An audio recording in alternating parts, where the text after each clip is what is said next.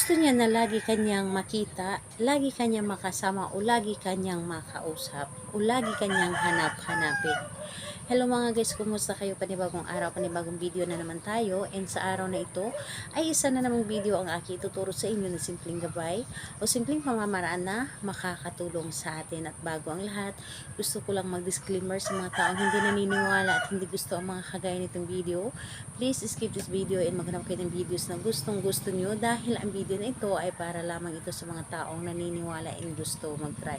Sa lahat po ng mga nagko-comment po dito sa aking video dito sa loob ng aking channel, mag-ingat sa lahat ng mga nagre-reply sa inyo na dinadala kayo sa kanilang WhatsApp and Imo app upang makaiwas po tayo sa scam.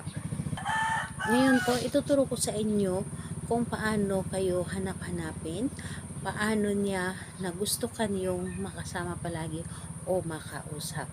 So, ito ay pwedeng gawin sa parehas ang kasarian, babae ito babae, and lalaki ito lalaki. And syempre naman sa ating babae at lalaki na mag-partner. And dito po is, ang kailangan lamang natin dito ay panulat at kailangan din natin dito ng inyong paboritong pabango. Paboritong pabango na lagi ninyong ginagamit sa araw-araw, yung sa iyo po talaga, yung ikaw po talaga ang nagmamay-ari. Okay lamang ito kung ito ay binigay sa inyo, basta ang importante ikaw na ang nagmamay-ari nito. Hindi kailangan or hindi pwede yung pabango na hiniram mo lamang. Sa iyo po dapat, personal niyo po ito dapat.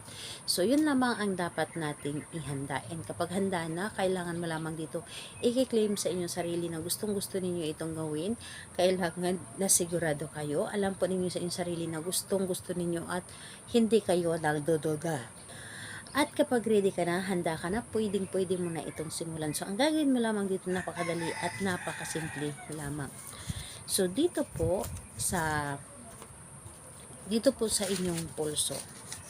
So, dito po sa inyong pulso, isusulat po ninyo dito yung pangalan at apelyido ni target. So, isusulat po ninyo yung pangalan niya at apelyido dito po, banda. So, isang bisis lamang pangalan niya at apelyido, and pagkatapos nun, ang gagawin po ninyo, kunin po ninyo ang inyong paboritong pabango. So, kunin ninyo ang inyong paboritong pabango, sprayhan nyo lamang ito, at irarab mo ito. So, ayun po, irarab mo lamang ito pagkatapos ninyo pong isprayhan. So, irarab, and habang nirarab po ninyo ito, kausapin po, or humiling kayo. So, habang nirarab po ninyo ito, tawagin ninyo sa inyong isip yung pangalan niya, apelyido, and sabihin po ninyo na lagi mo akong hanap-hanapin, gusto mo akong makasama, gusto mo akong makausap palagi, o ako lamang ang gusto mong makita sa bawat oras. Lahat ng gusto mong sabihin niyo na habang nirarab po ninyo. Huwag kayong mag-alala kung yung isinulat po ninyo is mabura. Ang importante po ay nasulatan ninyo ito ng pangalan at nalagyan ng pabango at nirarab po ninyo ito. Wala po itong problema kung ito po ay nabubura habang nirarab po ninyo ito. Ang importante ay nasulat nyo na at nalagyan nyo na ito ng pabango.